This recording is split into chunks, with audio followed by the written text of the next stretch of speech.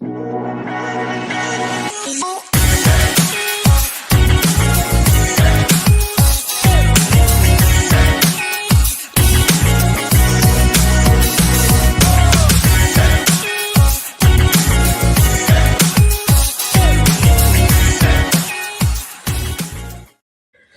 morning, everyone, and welcome to the show. John Henry Soto here with you as always. This is a live morning space for artists, filmmakers, and creators who are navigating the real world of making art. On this show, we talk about positivity, but not the fluffy kind. We talk about what actually stops artists from moving forward, the struggles we all face, and how to move through them with clarity and purpose. We'll also highlight good things happening in the industry, share ideas, suggestions, and practical advice, and most importantly, have honest conversations. This is a live show, so if you're here, feel free to ask questions or join in. This is a place to reset, get grounded, and start the day moving forward as an artist. And good morning, everyone. Hope you're all doing well out there. It is Friday. We're getting ready for the weekend. It is February 20th already. February is almost gone. Wait, what? We just had the new year, right? We just had Christmas. But we talk about that every year, right? How quickly things come. But just enjoy the moments, enjoy the days, and don't think so much about time moving so quickly. Just enjoy the moments. The more you do, the more you live, and enjoy those things that you do, and live to the fullest. So today we're gonna talk about being stopped. Lord, why do people do that? You know, I've always I've always admired people that have drive and have a purpose, and they're going in a direction that you're just like, wow, they're really doing it. It would never ever ever occur to me to try to stop them now, especially if they were asking for help, because I think this is the dilemma that we run into sometimes. As we're on this journey where sometimes we're inquiring others for assistance, and we're can you help me with this one thing, not can you change the direction of where I'm going, right? Just can you help me with this thing that I need, right? Or maybe can you have understanding of what it is that I'm doing. When you're an artist with a clear vision, it can feel lonely. You see the finished product in your mind before anyone else does. But the people around you, the investors, the collaborators, friends, and family, don't always see what you see. They question it. They suggest changes. They push you towards what feels safer, more commercial, more acceptable. And little by little, the pressure builds to move away from the thing that made your idea powerful in the first place. And that's the thing. Remember, we talked about this before, where we talked about your why. When you wake up in the morning and you start realizing what was your why in the first place when you got into the artistic world, right? When you said, I want to do this thing, this artistic thing. Well, what was the why? It made you feel good. It made you feel something that nothing else can make you feel. It gave you some sense of purpose. You felt that maybe with that artistic goal, maybe you can help people, maybe you can inspire others. Whatever the why is, that initial why is what you always have to stick to, right? Because it's the idea, that powerful idea, that actually made you go towards it in the first place. And here you have sometimes individuals, especially if you're struggling. This is when you have to be at your most aware. When you have struggles and you're struggling in life, and suddenly someone decides to come in and try to help you, but they're not helping you with the kind of help that you need. If you're an artist, if you're a creative person, if you're a writer, a dancer, an actor, a filmmaker, whatever the case may be, they're helping you with what's real to them, because they have their own path, they have their own realities, they have their own directions, right? So they think, well, my direction is safe. Let me grab you and put you over here where it's safe. And that's like, no, that's not the help that artist needs. You see, that's the thing. Good morning, Kimberly. Kimberly Maurer is here. Thank you very much. Appreciate you coming in from LinkedIn, actually. All right. Well, thank you very much for being here this morning. I appreciate it. We're talking about being stopped. Stop being stopped. That's the message for today. Sometimes you even convince yourself it's just a small adjustment. Have you ever said that to yourself, where you're just like, well, they're not trying to stop me, but you know what? This might be a good idea. Maybe I'll do what they think I should do because it's just a small adjustment. It's a compromise. You tell yourself you're being flexible, professional. You're even being realistic. How about that word? Be realistic, right? Has any artist ever made it, or has anyone ever been realistic in their success? No, you got to be completely unrealistic. You got to be almost delusional sometimes, right? In what the plan and what the goals are. You want to make sure that people look at your goal and go, "What? That's crazy." That's right. It's not for you. It's my crazy, not your crazy, right? And that's the key thing. Thank you, Kimberly. Same here. I'm looking forward to seeing your content as well. She's awesome. Very, very, very cool. Great author. Check her out, Kimberly Maura. I'll put it on the check her out on LinkedIn there. All right. So, you decide that, after all, you should maybe listen to them. Why? Because budgets have to be met, audiences have to be considered, right? Doors don't open easily, especially when you're not selling the next big franchise, but trying to tell stories that actually matter. So, what do? You pivot, you soften the edges, you dilute the message. And in the moment, as you're doing it, it does feel strategic. It feels like you're doing the right thing, you know? We try to fit in spaces where we believe we will grow. Yes, We, that's right. We try to fit in spaces where we believe we will grow. You have to be curious. Look outside the box. But so many live in fear. 100%, Kimberly. That is so true. And the thing is, you finish your project, or you do the thing, or you take the advice, or you move your direction, whatever the case may be. And then later on, you look at the work, and there's a quiet voice that won't let you rest. And I've done this on a few projects where, on a few decisions that I've made, where there's a voice that it just tells you, gosh, you realize there was a mistake, and it wasn't a technical mistake, it was a spiritual mistake. It was a spiritual mistake. You went against your own integrity. And this is the most important thing that you can have as an artist, as a human being, is your integrity. You traded conviction for comfort. And that realization hits hard, because as artists, your integrity is the one thing we truly own. We own that. We own our integrity. When that slips, the work may still function, but it no longer breathes the way it should. And that, to me, is so valuable to know and to understand, that when you're going into a project, the best thing that you can do, the best thing that you can do is keep your integrity on those goals. Because one way or if the project does not, if you kept your integrity and the project doesn't do what you wanted to do, well, that's a learning lesson. It's on you. It's okay. I'd much rather be responsible for it, much rather take the responsibility and take the failure, take the loss, and move forward, because I will move forward with integrity. I won't be in a confusion, because I know that it'll be my decision. See what I'm saying? It was my decision. I made that choice, and I have to live with it. And I can totally sleep at night knowing that I made that decision.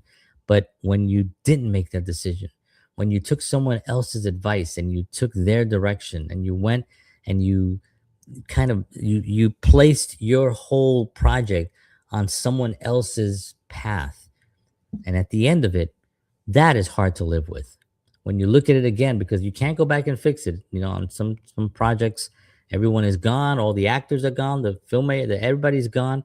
You can't redo it. You have to live with it. You have to live with it. um and Kimberly says, I live spine over spine, not to be ruthless, but to thrive, because surviving and thriving are not the same. Boom. There you have it right there. Because surviving and thriving are not the same. Kimberly. Thank you so much for that. That is so true.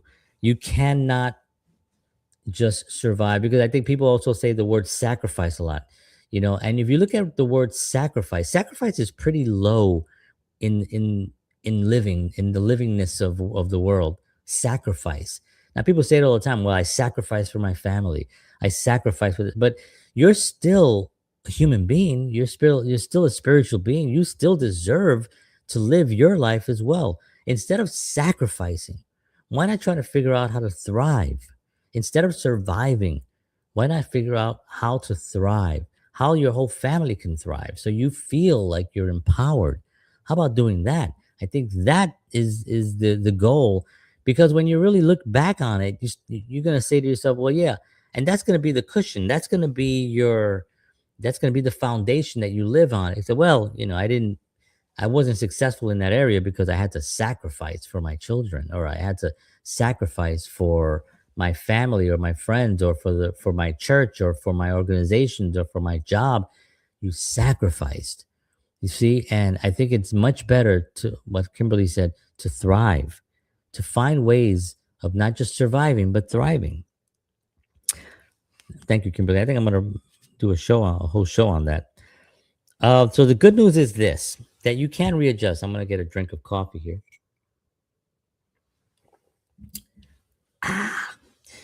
The good news is this: you can readjust.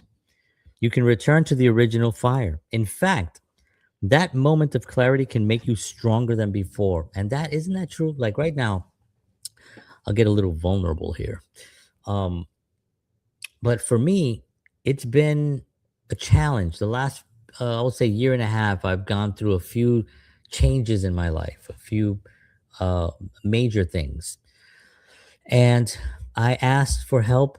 I got help, but you have to really know who you're asking help from.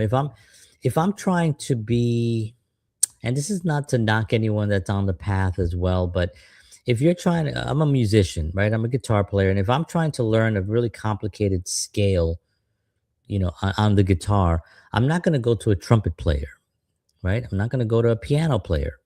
They may know the scale because a lot of the scales are similar between music instruments, but they won't know the guitar scale that I'm looking for, this particular guitar scale. I will go to another guitar teacher that knows it. So when you're looking for help, who are you asking? Now, maybe you're having some financial problems, so you want to ask somebody that knows about finances, someone who's doing well.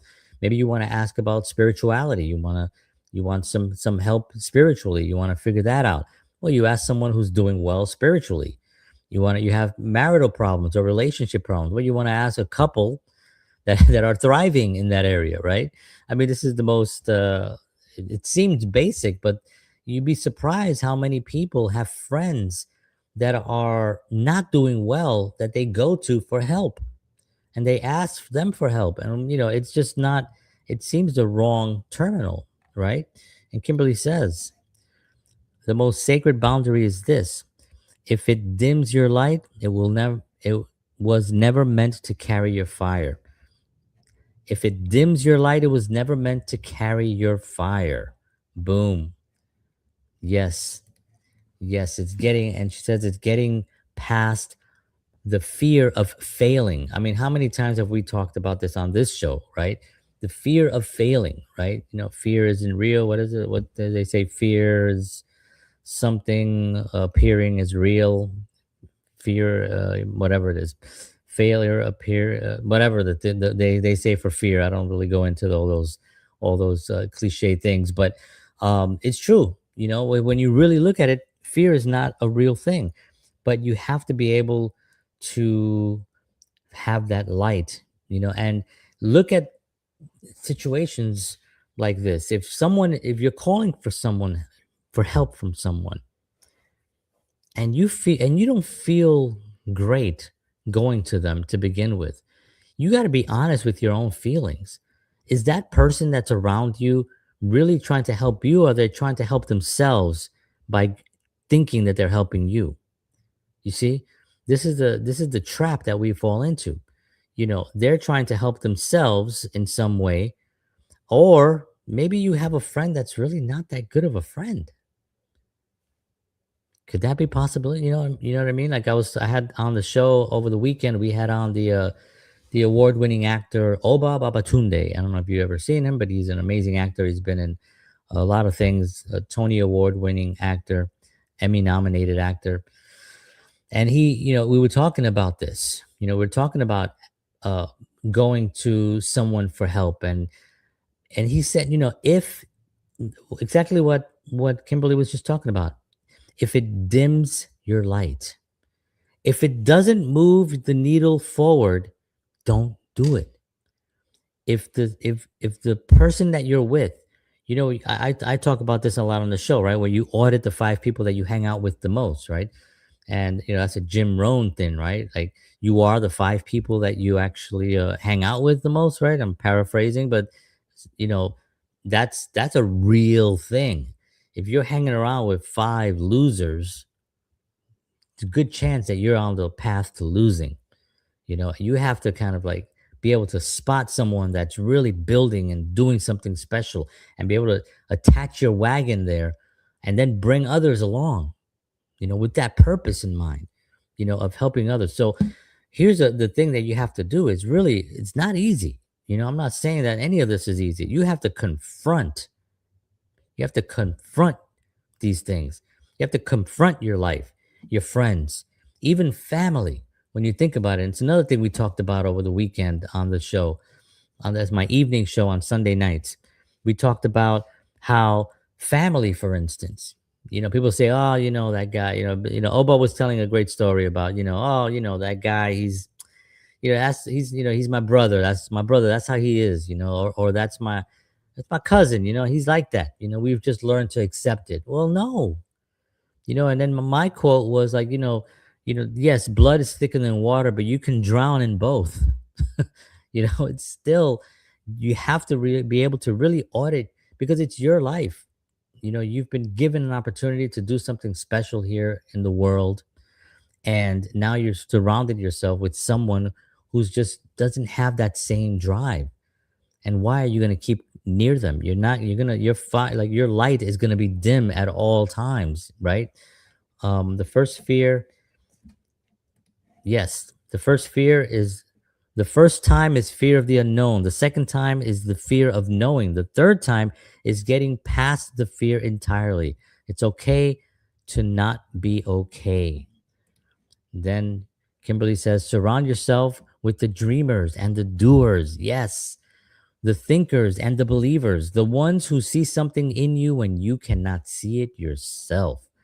Man, Kimberly, that is exactly true. I'd love to have you on the show, because that's what we talk about here on this show. And, I've been called corny. I've been called cheesy. I've been called, I have a, a following online that really appreciates what I do. But I got to tell you, there are haters out there, and they would think that that I'm just talking nonsense. Like nobody could really be happy all the time. And I'm not saying you have to be happy all the time. It's just what Kimberly just said. It's okay to be not be okay, and sometimes you're not. Sometimes you got to handle things. You got to confront something, and it's uncomfortable. But if you get up, get dressed every day, make your bed, get yourself a cup of coffee, stare out into your yard or into the sun or whatever, wherever you feel comfortable. Deep breath, and you say, all right, today I'm going to do something special. Today I'm going to do something special. Today I'm going to do something special. And every day, today I'm going to confront something that makes me uncomfortable. Today I'm going to confront something that makes me uncomfortable. And if that's corny, I feel sorry for someone who thinks that that's corny. I think that life is meant to be lived. Life is meant to be exciting. Life is meant to be challenging. And then you face those challenges and you overcome them, and then you feel great, and then you help others behind you. Oh man, there's nothing better that when you get to a certain place that you look back and you say, hey, I'm going to start helping people get up here. I'm going to start helping. And you start putting out your content, and you start putting out positivity. You start writing books. You start getting out there and really impinging on lives. And then you see them thrive. And you see someone like on my films, I've had actors that came to me. One of the things that I always do is I always give the actors their cut of the film. I tell them this is, they want the content because that's what they're going to use to get the next job. So I make sure that that's a priority for me, is making sure that they get their scenes, And I remember a film that I did a while back called Stabbed, and one of the actresses, she came to me, she messaged me on an email, and she said, "Oh my God, John, I got 3 jobs just from your film, just from people seeing me on my film. I got 3 jobs." I loved hearing that. That was like so exciting for me because that's what I want to do. I want to help people. I want to help people. And that's why I'm here. And by the way, this isn't like I've made it and that I'm so successful. And no, this is not that. This is also for me very, very therapeutic for me to say these things out loud and for me to be able to impinge others. I need this for myself. It's a daily affirmation that I do just to kind of get myself going as well. And what better way to help yourself than to help others? It just makes sense. Um, she says, "I would love to join you. The haters are secretly your biggest fans." 100%, man. I talk a lot about that. We've done shows on that as well. And it is just a wonderful thing to see them just sitting there waiting. The only time you should be looking down on someone is when you're bending down to lift them up. I love that. Love it. Love it. Now I'm really short, so it's hard for me to be lifting people, but I do the best I can, Kimberly. um, but as I said, the best news about all this that we're talking about here is that the moment that you can actually really clarify and really see that you can readjust and you really start duplicating the idea that, you know what, okay, I just like, for me, for instance, the last few weeks, well, I'll say the last 2 months have been like pretty amazing in a good way because I've realized a lot of things. I've realized what I used to do that was successful and what I started doing that was not successful. What was the difference? I was doing well there. I'm not doing well here. You see, and in the middle there, there's something that you can look at. And if you can objectively look at certain things of your life and don't list it out like, oh, I shouldn't have done it. Don't list it out like in a negative thing. Just look at where you were to where you are. And I talk about my Polaroid technique, right? Where you take a still photograph of your current scene, right? And then you think to yourself, if I show this current photograph of where I am financially, in relationship, my living situation, whatever the case may be, and you take that and you show it to your younger self, whether that be a teenager in your 20s, 30s, 40s, 50s, whatever you're showing it to yourself, would that guy be happy? Would that individual at that time, where you were, be satisfied with where you were? And I tell you, sometimes I look at it and I think, yes, when I was 16 years old, living in the South Bronx, and we went through a lot of poverty and homelessness and violence and all the things that I went through.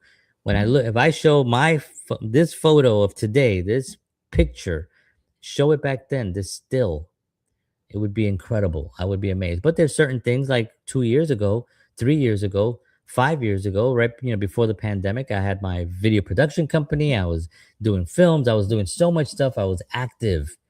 And today, and the last 2 years, about a year and a half, I would say, have not been as active, you know, and that weighs on me and I feel it.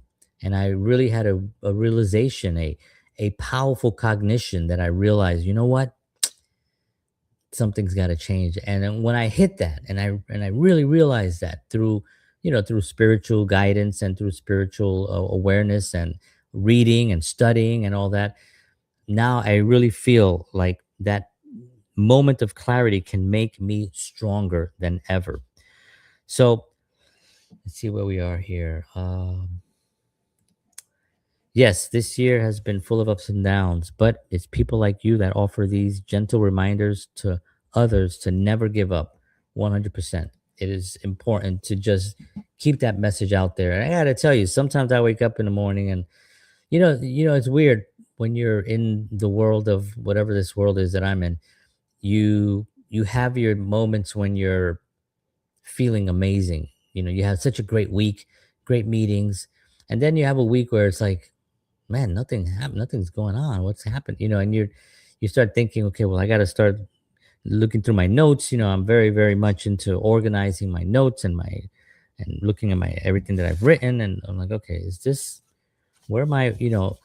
But that awareness is really what helps me have a great week next week, and have a next great couple of days. And I think that's part of the the challenge is to implement that into your life where you're constantly doing that and looking at your moments and being very aware of being aware. Be aware of your life, and stop being stopped. That's the message of today. When you see something that's preventing you, and as soon as it hits you, as soon as you like, yeah, I don't want to do that, say it. I don't want to do that.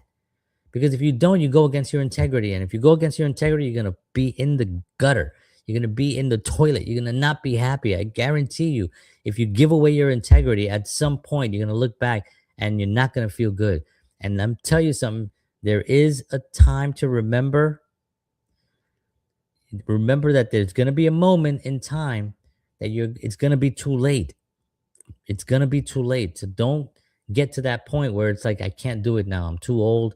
I can't walk. I can't see, whatever the case may be. Don't wait to that. It's really not good. Remember to give yourself grace. 100%, Kimberly says. All right, I'm at almost the 30-minute. This is a 30-minute show, Monday through Fridays here at 7 a.m. Central, and then Sunday night, 7 p.m. Central. I appreciate all of you tuning in. But what this does, it teaches you where your line is when you realize that line. It reminds you that vision isn't meant to be negotiated into oblivion, especially as an artist. You have to guard your voice fiercely, because when you stand firm in your truth, when it costs, even when it costs you, you don't just protect your work. You protect who you are. And that's what we're doing here, protecting who you are. I have to protect myself. I have to protect myself, my integrity. Because people first of all, there are haters out there. The haters are pretty easy to spot nowadays. They've been exposed pretty easily, and they're pretty funny, actually. And they're okay. They're fine. And the more haters you get, that means you're really doing something right. So you want to get haters. You want to have them. It's okay. But they're not the ones you pay attention to, right? You pay attention to those who are supporting you, the ones who are, trying to help you. But then the ones that are trying to help you, you have to make sure that it's the proper help, that it's the help that makes sense. It's the help that's going to make you do better and be more successful and be exactly who you were meant to be. All right, friends.